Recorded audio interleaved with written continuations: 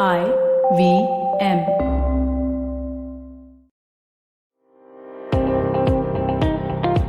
Welcome to All Things Policy, a daily podcast supported by Pragati, a flagship media initiative of the Takshashila Institution. We're a bunch of policy nerds based in Bengaluru, and we like to bring a fresh perspective to Indian affairs and an Indian perspective to global affairs. So grab a cup of coffee, sit back, and join us for today's chat. You're listening to All Things Policy. I'm Aditya Pareek. Before we begin, I'd just like to mention that admissions are now open for Takshashila's graduate certificate in public policy programs. We offer specializations in advanced public policy, defense and foreign affairs, and health and life sciences. To know more, visit the links in the show notes. Coming to today's topic. Now, the hostilities between Russia and Ukraine are still raging as of this recording. Russia's Ministry of Defense announced recently that it had used a special munition to take out an underground target. Now, this system called Kinzhal in Russian, and which can be translated as dagger in English, is billed as a hypersonic missile, which allegedly, taken on face value, makes it the first ever use of a hypersonic weapon in combat.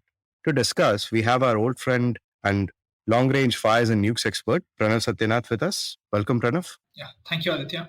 It's great to be back. So to start with, Pranav, can you give our audiences a brief overview of some precision-guided munitions and missiles that are notable in the Russian arsenal that might be currently in use in combat by Russia? So, ever since the conflict began, Russia has been using a wide range of munitions, in particularly some of the munitions and missiles that Western and other analysts have been looking at for a very long time. These include the Caliber cruise missile, the Iskander family of short-range tactical ballistic missiles, as well as some of the air-launched tactical air-to-surface missiles that are common payloads of Russian MiG and Sukhoi fighter jets and fighter bombers. But what is interesting is the way in which these missiles are used, particularly the Iskander family range of missiles, and more recently, as you mentioned, the Kinzhal. We generally think about missiles of two kinds, right? We think about them as ballistic missiles and cruise missiles. Ballistic missiles take a very ballistic trajectory, that is, they are fired from the ground, they reach the apogee, that is the highest point of their flight, and then they slowly fall to the earth and following a very parabolic trajectory. And this is a ballistic trajectory, as we call it. The cruise missile is much more of a one that is guided by a navigation system.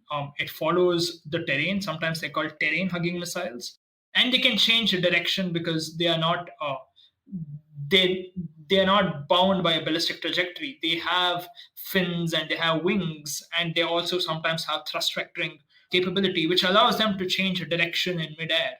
And this is the general classification that we have. But what we see in Russia, especially the use of the Iskander family of missiles, is that these do not fall into either one of the categories, right?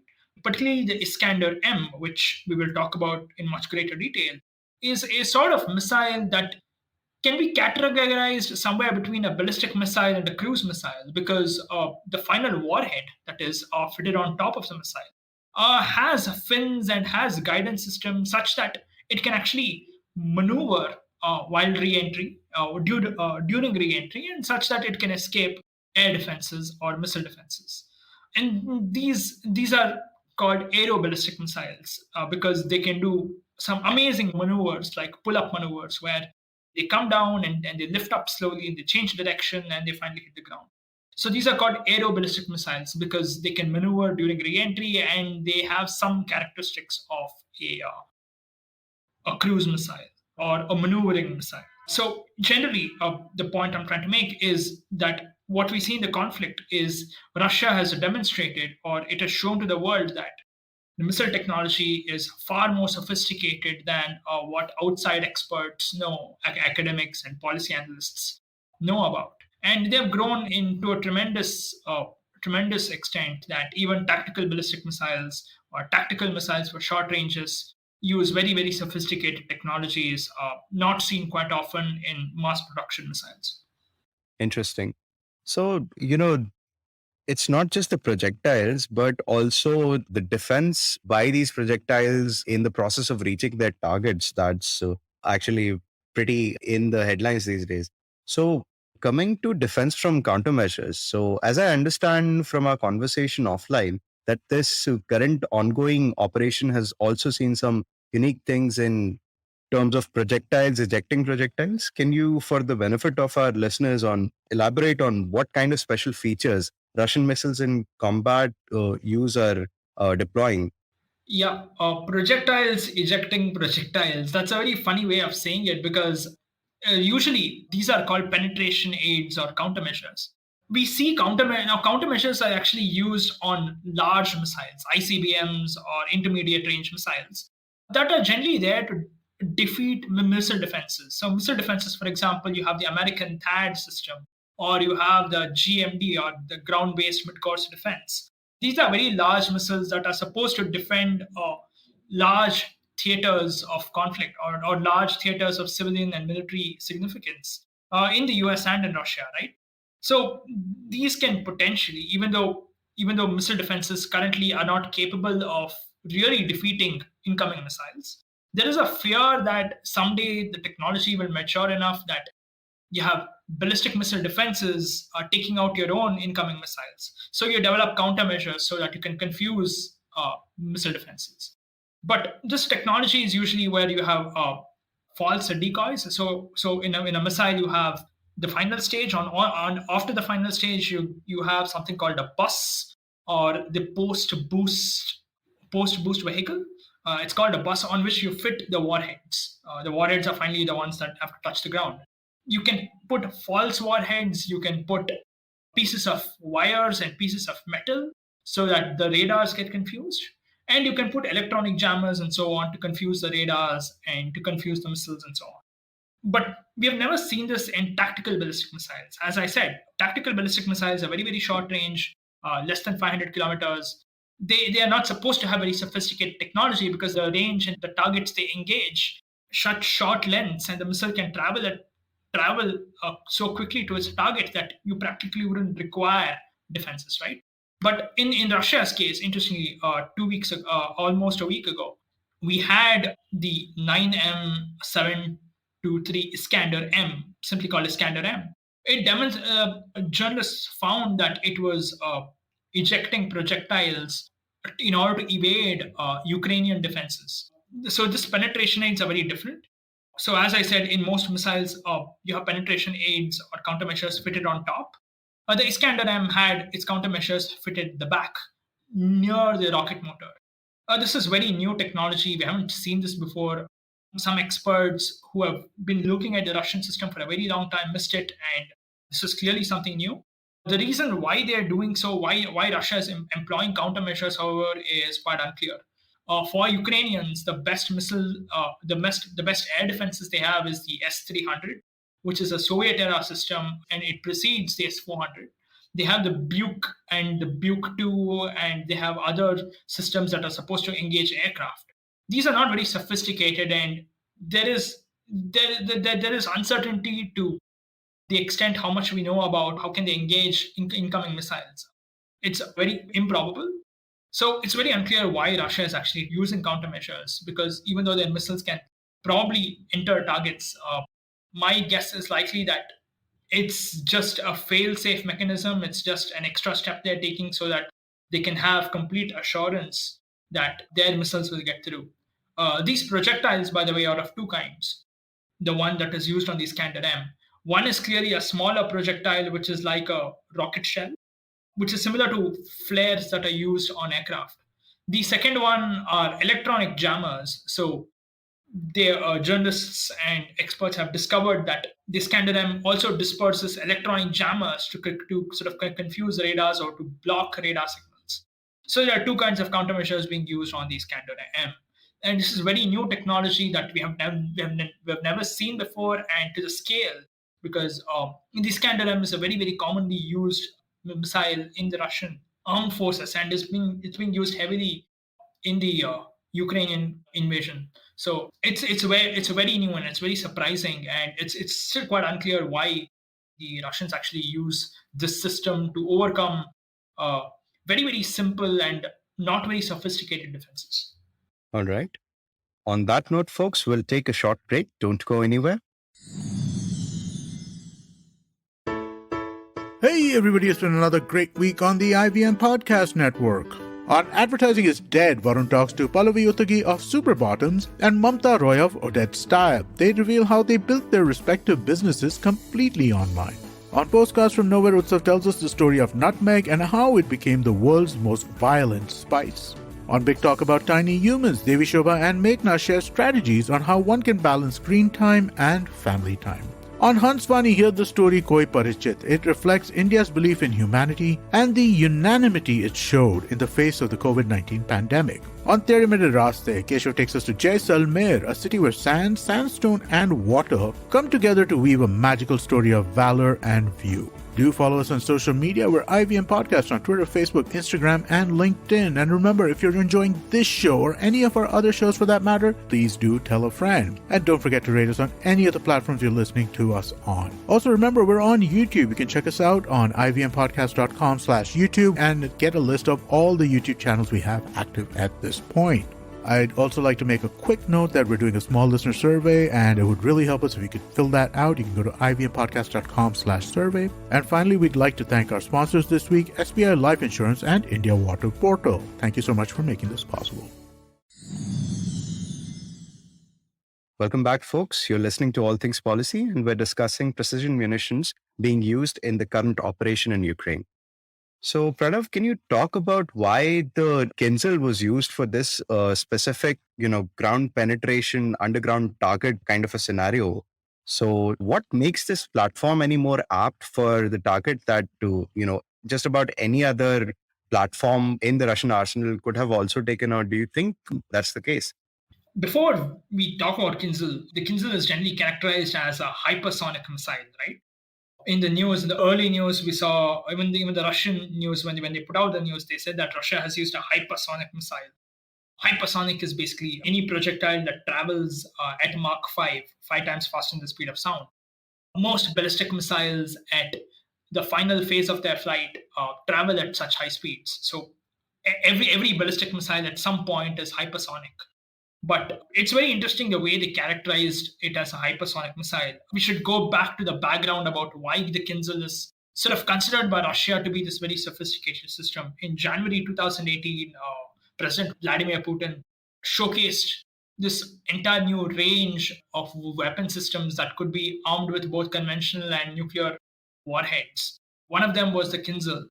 And originally, the way the Kinzhal was shown was that this was going to be a missile that would have a scramjet engine, and it would be air launched, and it would travel at least at Mach 20 times the speed of sound.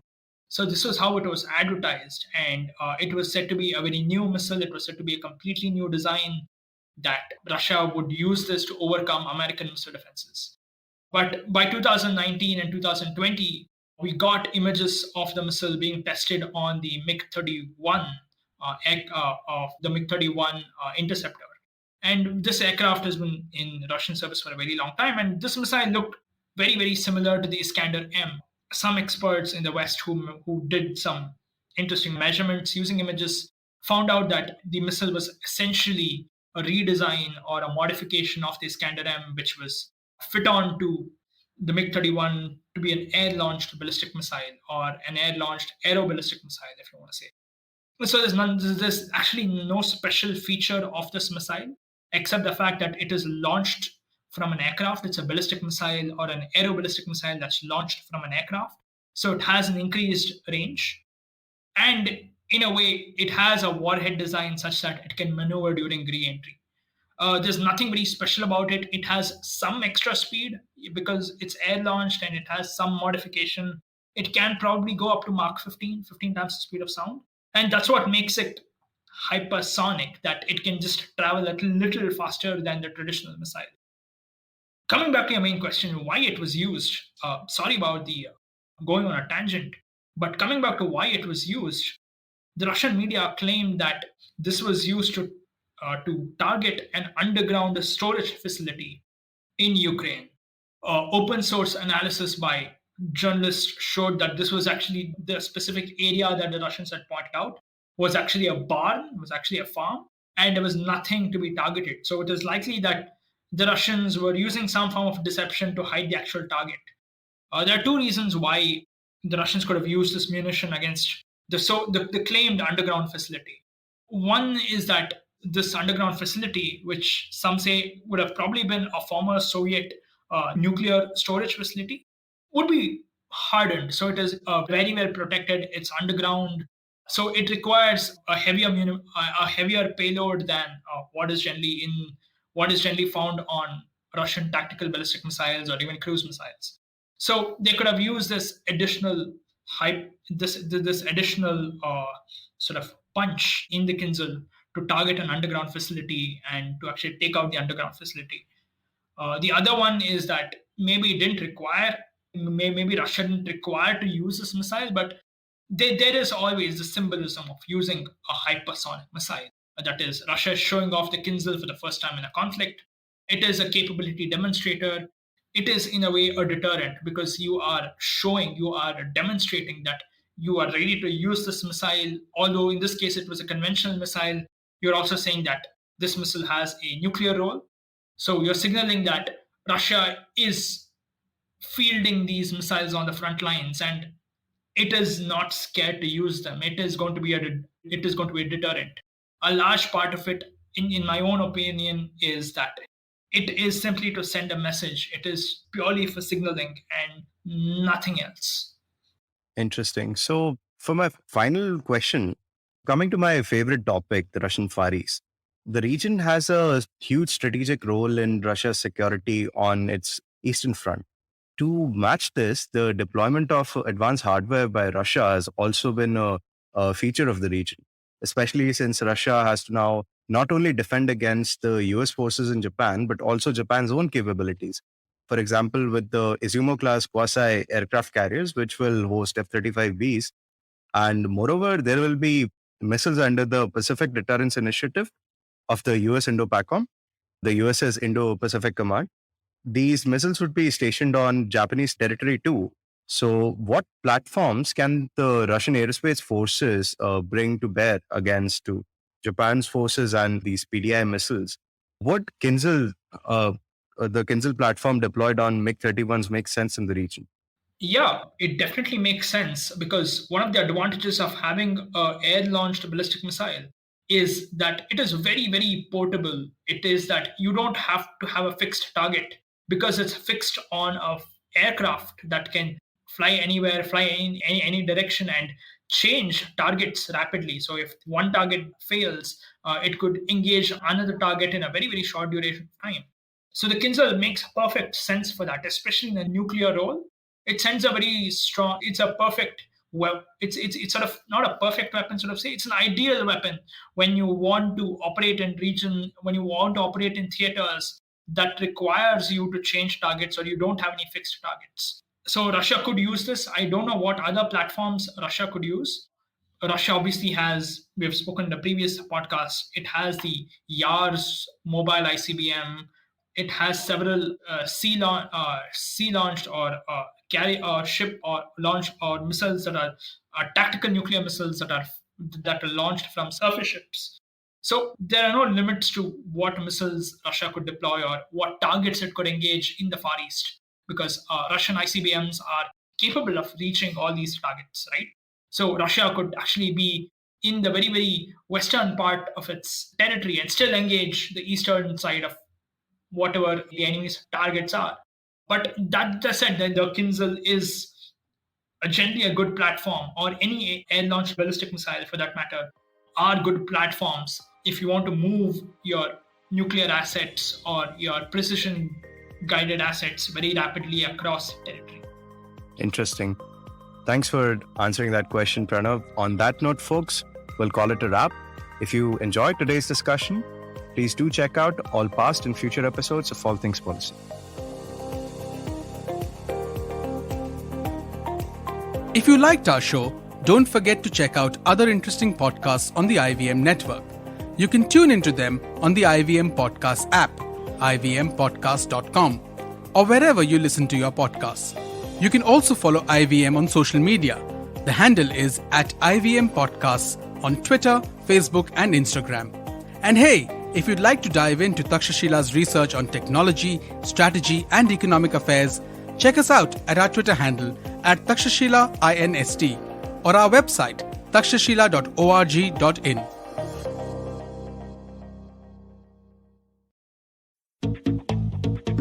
Have you ever wondered where the business world is headed? How the ways in which we create, market, and sell to consumers will evolve? Or if we'll ever go back to wearing pants while working? For answers to all of this and more, tune into Advertising is Dead with me, Varun Tugirala. Every Tuesday, as I talk to entrepreneurs, leaders, and change makers from across business, media, marketing, and beyond. You can catch all episodes of Advertising is Dead on the IBM Podcast website, app, or wherever you get your podcasts from. We face 100 dilemmas every day while raising our children and nurturing our families. Why not let science help us make informed decisions to solve our dilemmas? Hi, I'm Devi Shobha. And I'm Meghna. We host Big Talk About Tiny Humans, where we will help you unpack challenges around parenting and your child's development. And more importantly, we will equip you with research-backed strategies that you can readily act on. Tune in to our podcast every Wednesday on the IBM Podcasts app, website, or your favorite podcast platforms.